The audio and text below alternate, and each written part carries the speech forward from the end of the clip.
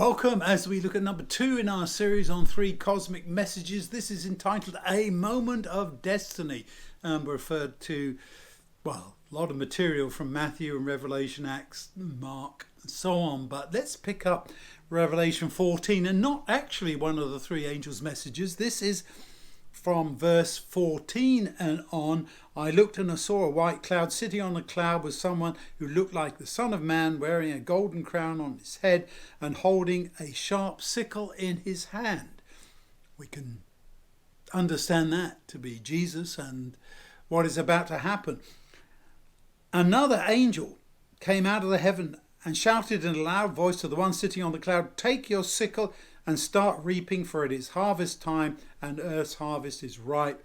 The one sitting on the cloud swung his sickle towards the earth and reaped earth's harvest. And so the passage goes on. This is the moment of destiny that has been referred to in the title, talking about the final decision, or maybe even the final execution of the judgment, you might want to say. This is the last point of having made decisions. So a moment of destiny, we maybe can talk about that, but maybe we also have to say this is kind of like the end point, because there are many moments of destiny in our lives when we make certain choices as to where we're going and what we're doing and why. You can probably think of some very momentous moments in your life that affected your destiny, the way in which your life trajectory went. So we can think about that. And it's all about making choices. So though this is the kind of end of it all, this is even past the 3 angels, we're talking really about how we get there. What choices do we make? So maybe make that the focus for your study as you look at things today.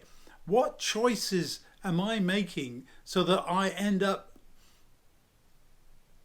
with God at the end? Maybe that's the simple way to say it, because as Albert Camus says, life is the sum of your choices, all the choices you've made down through time, what you've said, what you've done, why you did it, because that's part of the end time scenario when the books are open, because it's not simply what you've done, but why you did it, because you can do good things for bad reasons and bad things for good reasons, right? So we have to not only look at what was done, but the motivation and the reasons behind all of that in terms of trying to make some kind of judgment, decision as to why that person has done what they did.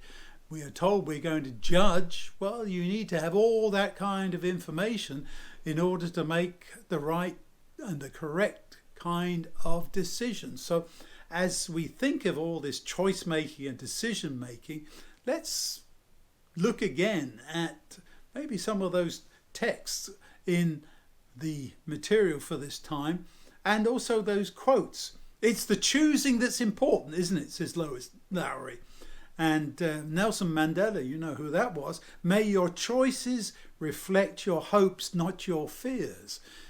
Not acting simply because of what you might be frightened is going to happen, but what you hope is going to happen. I'd like that kind of perspective to decide. And Catherine Pulsifer says, life presents many choices. The choices we make determine our future. So there again, you have it. The kind of choices that you are making right now will determine your future.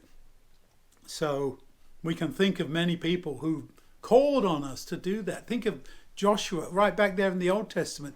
Choose this day whom you're going to serve. As for me and my house, we're going to serve the Lord. But you have to choose for yourself. That is how we end up with these moments, I want to say, of destiny throughout our life before we end up with that end time moment of destiny that leads us into God's kingdom. I pray that we will all be there and that we will make the right decisions here and now so that God can take us home to be with him as his true friends and followers. May he do just that.